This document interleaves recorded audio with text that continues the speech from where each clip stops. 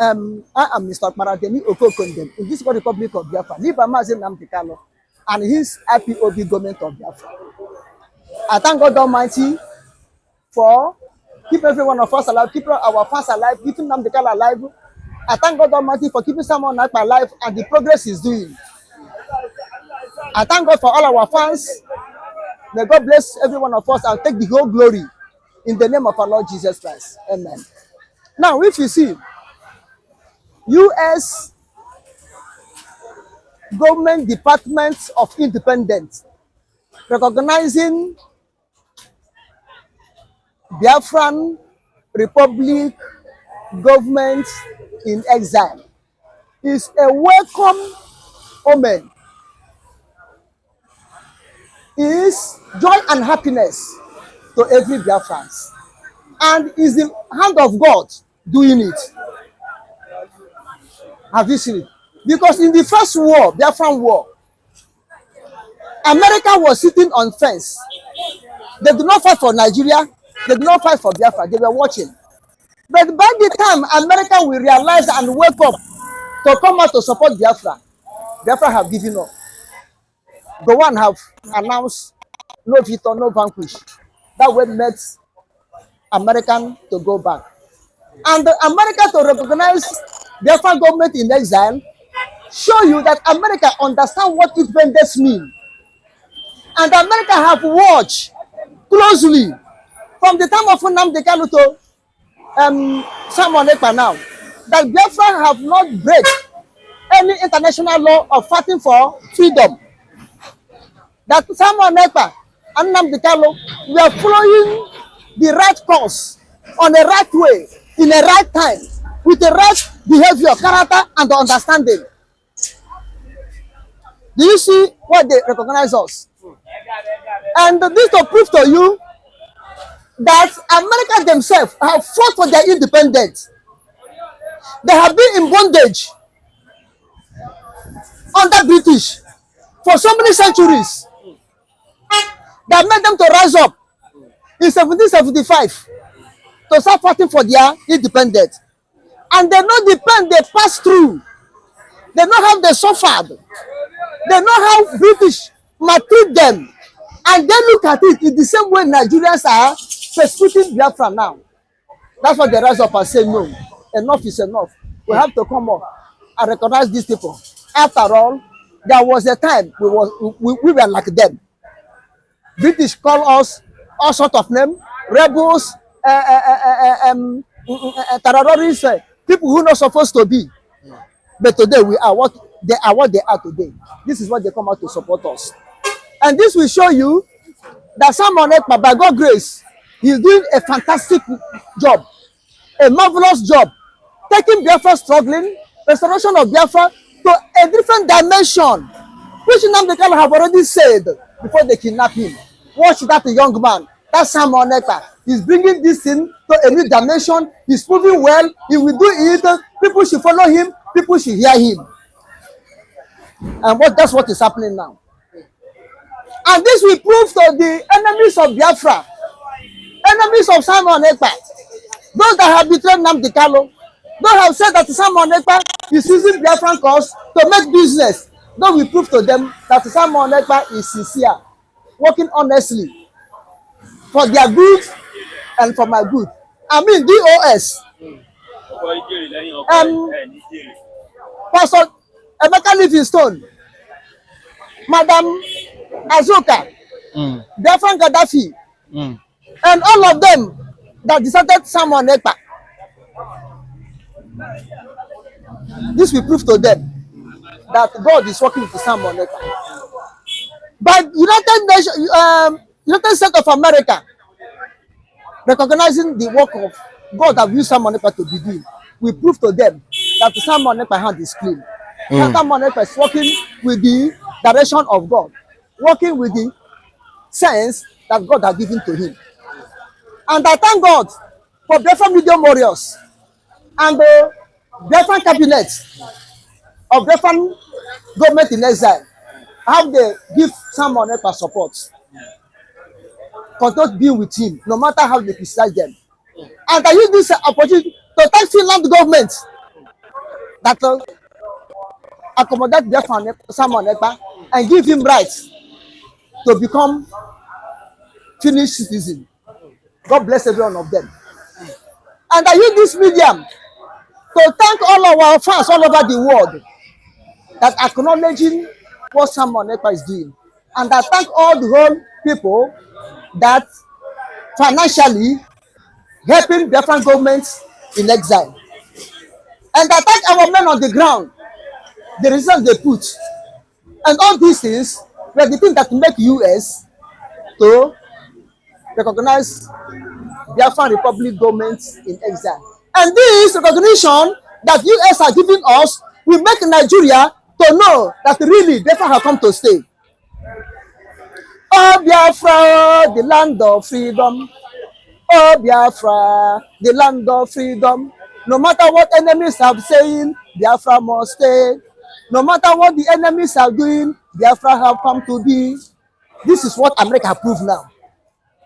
American government Department of Independence. Ha! Look at that word. They came to recognize Biafra. Oh, glory be to God in Jesus' name. Glory be to God in Jesus' name. Biafra is moving on. Simon Ekpa is trying. God is using him well. He shall be well with Simon Ekpa in Jesus' name.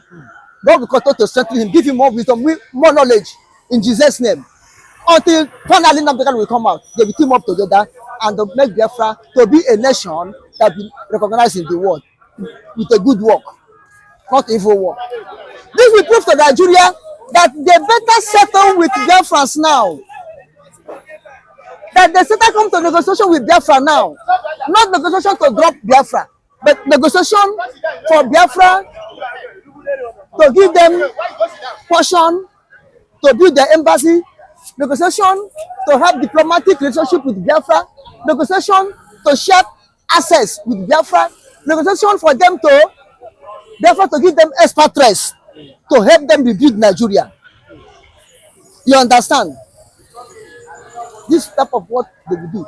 Because this recognition Biafra, American have given to Biafran have shown you that Biafra is unstoppable. As someone else said, Biafra is autopilot, unstoppable.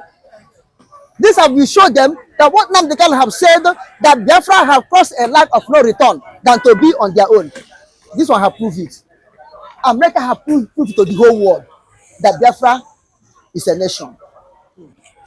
Only this recognition will make the declaration of Biafra on December 2nd, 2024 to be reality. Already, America have recognized them. What remains again is for EU as a whole to recognize them, Asia Tiger to recognize Biafra, AU to recognize Biafra.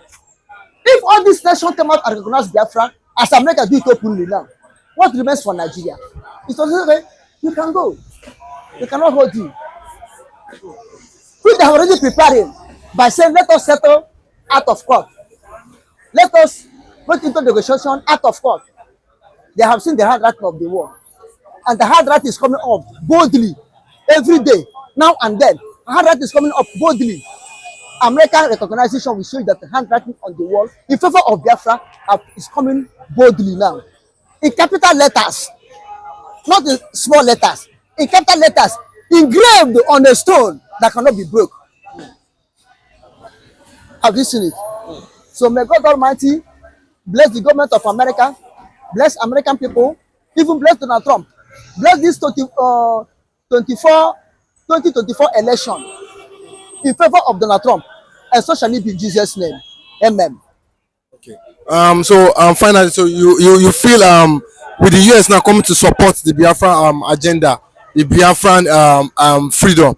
Do you think finally, the pressure, we get to the government, and you think that finally they really now want to now come to the table to really now negotiate the freedom of Biafra finally? Yes. For December 2nd, because ECPA's come at the time past that yes, still stand on December 2nd as the day for freedom.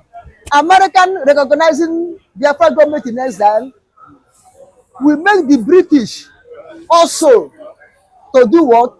To mellow down in supporting Nigeria. Because wherever America go, British will go there. Any side that America went, British will went there. The British cannot do without America. And this will show that Biafra will get their independence because Britain is the masterminded of hindering Biafran existence. Now that their backbone have said no, Biafra will be, British have nothing to do than off their hands on the case of Biafra, and the offing their hand is for the favor of Biafrans. And this one already, Nigeria, they don't know where to hold Biafra again. Biafra have become a bone in their throat. To swallow it, no way. And to commit it, they find it difficult. You hook them in their throats. If they say they swallow it, it will crack their lungs, their throat, even their intestine. It will scratch it and still fall out from their anus. Coming out from their anus, the bone will tear it. So what they will do now is to manage to vomit it out when it's nearer to the mouth. As it's nearer to the mouth, they will put their hand like this, press their throat to vomit it out. But if they say they will swallow Biafra in the way that Biafra will stop, no.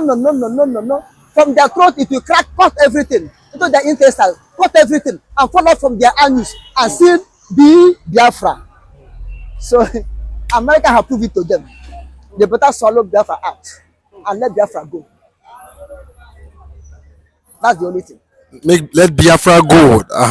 Thank you. I think this will materialize, and do you think that the Biafrans, they really allude to this, on to the fact that they want their own freedom?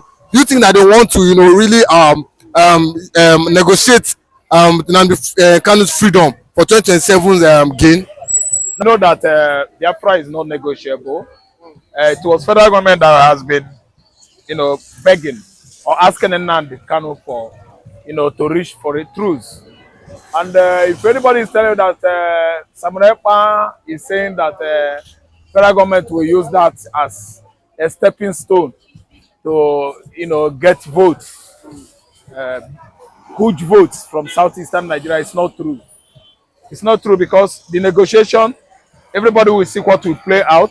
It is the government that has been advancing towards that issue of reaching a truce or having dialogue with Nnamdikanu. And even as they are going to dialogue, it's not going to end to any vote in the southeastern Nigeria. Southeast in the past was largely PDP, and the southeast currently, as I'm talking to you, is 99.9% obedient Labour. They are for good governance. They don't vote as a result of intimidation.